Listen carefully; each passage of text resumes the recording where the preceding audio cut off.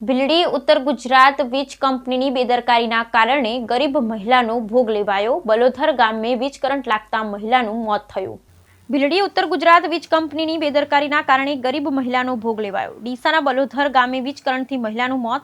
મળતી માહિતી મુજબ ડીસા તાલુકાના બલોધર ગામના વાઘેલા સંગીતાબેન બચુજી ઉંમર વર્ષ 35 રહે બલોધર પોતાના ખેતરમાં વીજ થાંભલા નજીક પશુઓ માટે ઘાસચારો લઈ રહ્યા હતા. તે દરમિયાન સિંગલ ફેઝ લાઇનના થાંભલાના કલુડા પરથી વાયર ઉતરી લોખંડની ઇંગલ પરથી અર્થિંગના વાયર સાથે ટચિંગ થતા કરંટ લાગતા સંગીતાબેનને ડીસા ખાનગી હોસ્પિટલ ખાતે લઈ ગયા હતા. ત્યાં જેમને ડોક્ટરે મૃત જાહેર કર્યા હતા. આ ગરીબ મહિલાની 3 દીકરીઓ અને 1 દીકરો છે ને જાણવા મળ્યું છે કે પ્રેગ્નેન્ટ પણ હતા. મૃતક પશુપાલન અને ખેતીવાડી કરી પોતાનું ગુજરાન ચલાવતા હતા, જેમના મોતથી ગરીબ પરિવાર પર આપ તૂટી પડ્યું અને 4 બાળકોએ પોતાની માતાની છત્રછાયા ગુમાવી હતી.